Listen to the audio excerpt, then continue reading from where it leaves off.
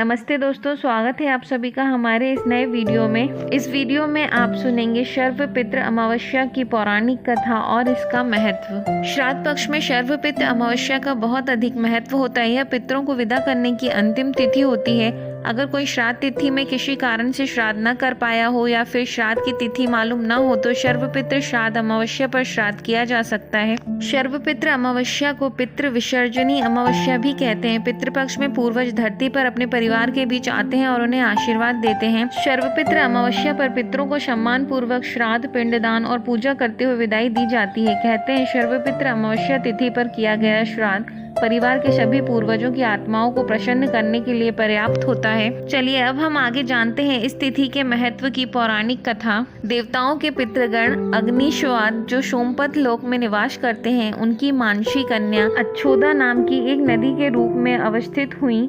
मत्स्य पुराण में अच्छोदा सरोवर और अच्छोदा नदी का जिक्र मिलता है जो कि कश्मीर में स्थित है। एक बार अच्छोदा ने 1000 वर्ष तक तपस्या की, जिससे प्रसन्न होकर देवताओं के पितृगण अग्निश्वाद और वहेशपद अपने अन्य पितृगण अमावस्यु के साथ अच्छोदा को वरदान देने के लिए अश्विनी अमावस्या के दिन उपस्थित हुए। उन्होंने अच्छोदा से कहा कि हे पुत्री, हम सभी तुम्हारी तपस्या से अति प्रसन्न हैं, इसलिए जो चाहो वर मांग लो। लेकिन अच्छोदा ने अपने पितरों की तरफ ध्यान नहीं दिया और वह अति तेजस्वी पितृ अमावस्यु को अपलक निहारती रही। पितरों के बार बार कहने पर उसने कहा, हे भगवान, आप मुझे सचमुच वरदान देना चाहते हैं? इस पर तेजस्वी पितृ अमावस्यु ने कहा, हे अच्छोदा, वरदान पर तुम्हारा अधिकार सिद्ध है, इसलिए निसंकोच कहो। अच्छोदा ने कहा, भगवान, यदि आप मुझे वरदान देना ही चाहते हैं तो मैं तत्क्षण आपके साथ रमण कर आनंद लेना चाहती हूँ। अच्छोदा के इस तरह कहे जाने पर सभी पितृ क्रोधित हो गए। उन्होंने अच्छोदा को श्राप दिया कि वह पितृलोक से पतित होकर पृथ्वी लोक पर जाएगी। पितरों के इस तरह श्राप दिए जाने पर अच्छोदा पितरों के पैरों में गिरकर रोने लगी। इस पर पितरों को दया आ गई। उन्होंने कहा, अच्छोदा, तुम पतित योनि में श्राप मिलने के कारण मत्स्य कन्या के रूप में जन्म लोगी। पितरों ने आगे कहा कि भगवान ब्रह्मा के वंशज महर्षि पराशर तुम्हें पति के रूप में प्राप्त होंगे। तुम्हारे गर्भ से भगवान व्यास जन्म लेंगे। उसके उपरांत भी अन्य दिव्य वंशों में जन्म लेते हुए तुम श्राप मुक्त होकर पुनः पितृलोक में वापस आ जाओगी।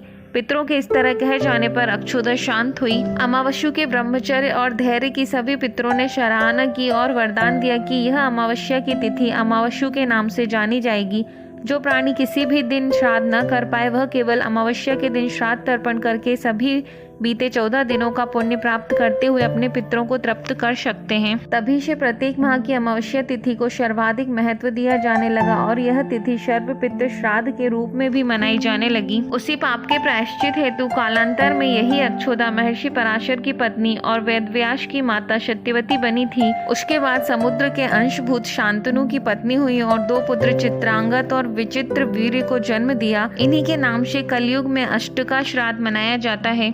आइए अब हम आगे जानते हैं शर्व पितृ अमावस्या कब है। पितृपक्ष 29 सितंबर से शुरू हो रहे हैं और इसकी समाप्ति शर्व पितृ अमावस्या के दिन होगी। इस साल शर्व पितृ अमावस्या 14 अक्टूबर शनिवार को है। शनिवार होने से ये शनिचरी अमावस्या भी कहलाएगी। अगर किसी कारणवश मृत्यु तिथि पर श्राद्ध करने में सक्षम न हो तो वह मात्र अमावस्या तिथि पर श्राद्ध कर सकता है। जिन पूर्वजों की पुण्यतिथि ज्ञात नहीं है उनका श्राद्ध भी अमावस्या तिथि पर किया जा सकता है। इसीलिए अमावस्या श्राद्ध को शर्व पितृ मोक्ष अमावस्या के नाम से जाना जाता है। अमावस्या पर श्राद्ध करने के लिए जो व्यक्ति पितृपक्ष के 15 दिनों तक तर्पण श्राद्ध नहीं कर पाते या जिन लोगों को अपने पितरों की मृत्यु तिथि याद न है, उन सभी पितरों के निमित्त श्राद्ध, तर्पण, दान आदि इस अमावस्या को किया जाता है। अमावस्या के श्राद्ध पर भोजन में खीर पूड़ी का होना आवश्यक है। भोजन कराने और श्राद्ध करने का समय दोपहर होना चाहिए। ब्राह्मण को भोजन कराने के पूर्व पंचवली दें, हवन करें, श्रद्धा पूर्वक ब्राह्मण को भोजन कराएं, उनका तिलक करके दक्षिणा देकर विदा करें।